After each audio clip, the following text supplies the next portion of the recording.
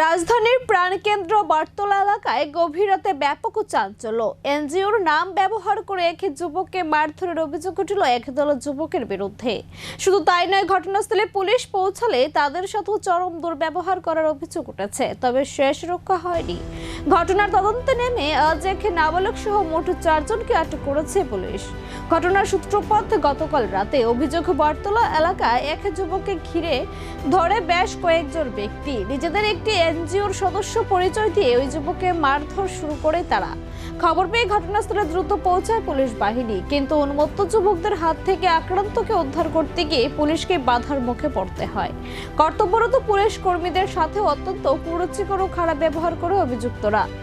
আইন নিজের হাতে তুলে নেওয়া এবং সরকারি কাজে বাধা দেওয়া এই ঘটনাকে অত্যন্ত গুরুত্বের সাথে নিয়েছে প্রশাসন। আজ সকাল থেকেই দফায় দফায় তল্লাশি চালিয়ে এই ঘটনার সাথে জড়িত এক নাবালক সহ 4 জনকে আটক করা হয়েছে। ধৃতদের জিজ্ঞাসাবাদ করে এই চক্রে আর কেউ জড়িত কিনা তা খতিয়ে দেখছে পুলিশ। রাজধানীর বুকে এই ধরনের দাদাগিরি রুখতে পুলিশ কঠোর অবস্থান নিয়েছে। ধৃতদের বিরুদ্ধে নির্দিষ্ট ধারায় মামলা রুজু করা হয়েছে বলে জানা গিয়েছে। গতকালকে রাত্রিবেলা বটতলা এরিয়াতে কিছু সংখ্যক যুবক কিছু উচ্ছৃঙ্খল আচরণ করেন এবং এনজিওর নাম ভাঙিয়ে ওরা যুবক যুবতীদের তারা উত্ত্যক্ত করেন এবং তাদেরকে ডিস্টার্ব করেন, বা পুলিশের কাজেও কিছু বাধা দেন। এই সব যুবক দলদের মধ্যে থেকে আমরা 3 জনকে গ্রেপ্তার করেছি। তাদের নাম হচ্ছে, একজন হলো সুমন দে, আরেকজনের নাম হচ্ছে হৃদয় মালাকার, আর আরেকজনের নাম হচ্ছে সুরজিৎ দেব। আর একজন আছে আপনার জুভেনাইল।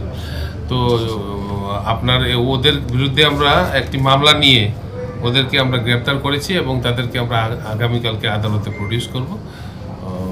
এবং তাদের যে কোন এনজিও, তাদের তো কাছে আমরা কোনো এনজিওর কোনো কাগজপত্র পাইনি, তাদের কোনো বৈধতা নেই। তো এরকম উচ্ছৃঙ্খল আচরণ করা রাত্রিবেলা তাদের কি উদ্দেশ্য, এগুলি আমরা সব কিছু ইন্টারোগেশন করে দেখছি, ইনভেস্টিগেশন।